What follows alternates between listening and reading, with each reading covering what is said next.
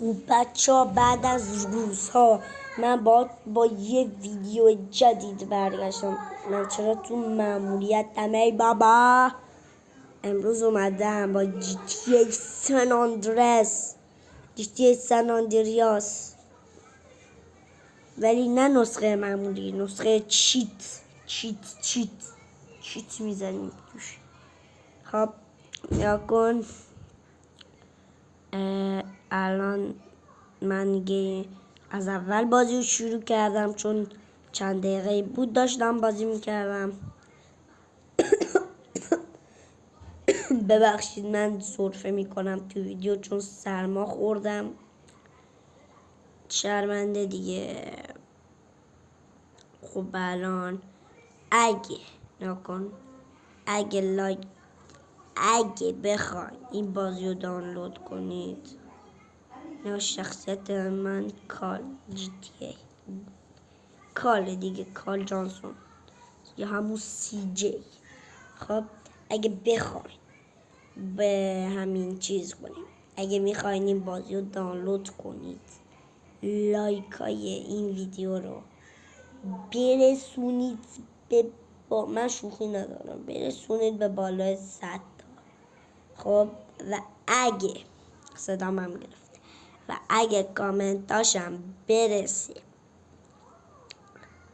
به بالای 50 تا، ویدیو بعدی رو میذارم که داخل اون لینک دانلود بازی GTA V.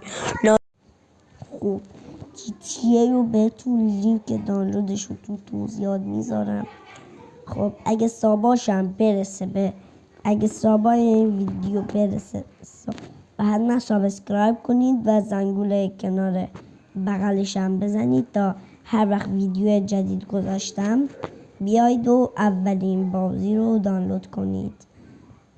و اگه بخواید از GTA V مثلا که میذارم براتون، اگه این کارا رو انجام فورتنایت، کال آف، فری فایر، GTA 1، GTA 2، GTA 3، GTA 4، GTA 5، GTA 6 که نداریم البته، ولی خوب.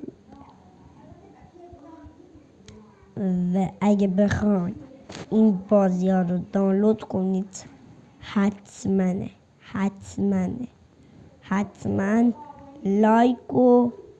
لایک کنید، ساب کنید، زنگوله بغل سابم بزنید و این لعنتی منو انداخت. بیاین کثیف بچه ها. تا ویدیو بعدی خداحافظ.